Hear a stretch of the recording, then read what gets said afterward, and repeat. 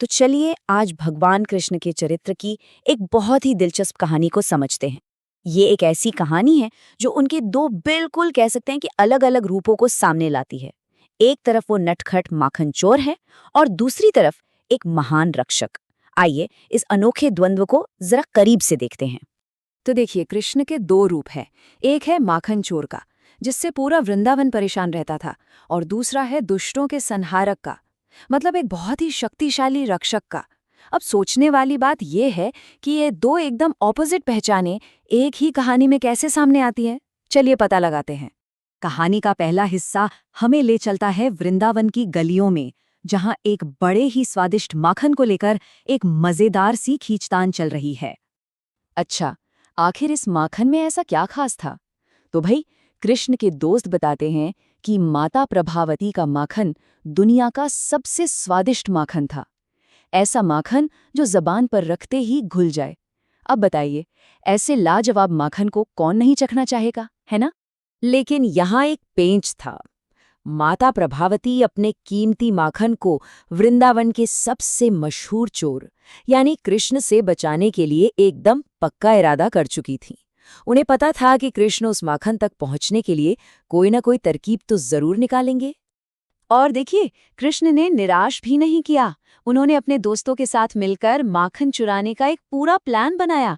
लेकिन इस बार प्रभावती ने उन्हें रंगे हाथों पकड़ लिया। अब तो वो बहुत गुस्से में थीं और कृष्ण को खींचकर उनकी माँ यशोदा के पास ले गईं, न्याय के लिए। पर कहानी में एक जादुई मोड़ आना अभी बाकी था।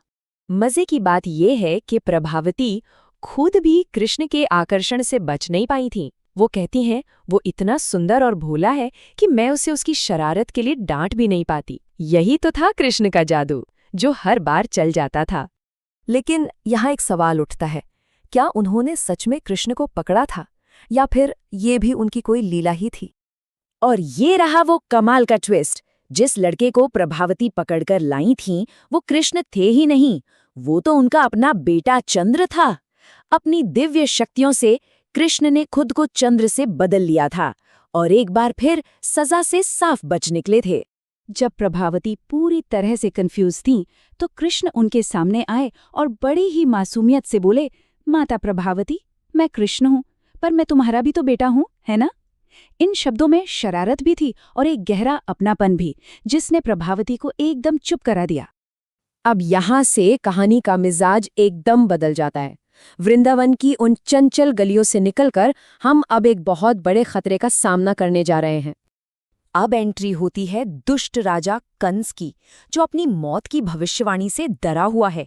वो अपने राक्षस सेवक अघासुर को ऑर्डर देता है, जाओ और मेरी मौत का कारण ढूंढो और उसे खत्म कर दो। और ये अघासुर कोई मामूली राक्षस नहीं था, वो कंस का भेजा हुआ एक भयंकर दैत्य था, जिसके पास एक विशाल गुफा का रूप लेने की शक्ति थी, ताकि वो अपने शिकार को धोखे से फंसा सके।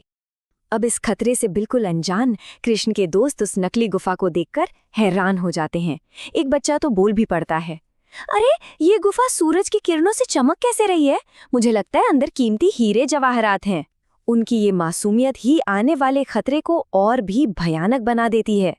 तो क्या ये सच में एक रहस्यमय गुफा थी, जैसा कि बच्चों को लग रहा था, या फिर ये एक जानलेवा जाल था? और ठीक इसी पल कृष्ण का वो रक्षक वाला रूप सामने आता है। उन्होंने फौरन खतरे को पहचान लिया और अपने दोस्तों को चेताया, दोस्तों रुको, उस गुफा में मत जाओ, वो भयानक दैत्य अघासुर का खुला हुआ मुंह है। तो अब आते हैं कहानी के तीसरे और आखिरी हिस्से में, जहां हम ये समझने की कोशिश करेंगे कि वृंदावन के लोग कृष्ण के इन दो रूपों को, एक शरारती बच्चे और एक रक्षक को, एक साथ कैसे देखते हैं। और कृष्ण ने वही किया जो एक रक्षक को करना चाहिए। उन्होंने अकेले ही उस विशाल राक्षस अघासुर का वध किया और अपने सभी दोस्तों को बचा लिया। एक ही पल में वो नटखट माखन चोर एक महान हीरो बन गया था। तो इस एक कहानी से कृष्ण के कितने सारे पहलू दिखते हैं। वो चंचल और शरारती हैं, लेकिन उनमें एक दिव्य आकर्षण भी है। वो चालाक भी हैं, पर उनमें अपार शक्ति भी है। और इन सबसे बढ़कर वो एक निडर रक्षक हैं, जो हमेशा अपनों की रक्षा के लिए तैयार रहते हैं। इस घटना के बाद गांव वालों ने कृष्ण के सम्मान में एक विशेष पूजा और यज्ञ का आयोजन किया। वो उस हीरो का जश्न मना रहे थे जिसने उनके बच्चों की जान बचाई थी। अब उनकी नज़रों में कृष्ण सिर्फ एक शरारती बच्चा नहीं बल्कि एक दिव्य शक्ति भी थे। और ये जो बदलाव है ना, वो सबसे साफ माता प्रभावती में दिखता है। वही प्रभावती जो कुछ देर पहले कृष्ण को पकड़ने की कोशिश कर रही थी, अब कहती है, अब तुम्हें माखन चुराने की जरूरत नहीं, तुम्हारा हिस्सा मैं तुम्हें अलग से दे दूंगी। उन्होंने कृष्ण के दोनों रूपों को अपना लिया था। वो चोर को प्यार से सह रही थी और रक्षक का सम्मान कर रही थी। और ये कहानी हमें आखिर में उसी सवाल पर लाकर छोड़ देती है कि एक दिव्य रक्षक एक माखन चोर कैसे हो सकता है। शायद यही कृष्ण के चरित्र का असली सार है कि वो ईश्वर होते हुए भी इतने मानवीय हैं, इतने करीब हैं कि हर कोई उनसे जुड़ सकता है। ये एक ऐसा विचार है जो हमें सोचने पर मजबूर करता है।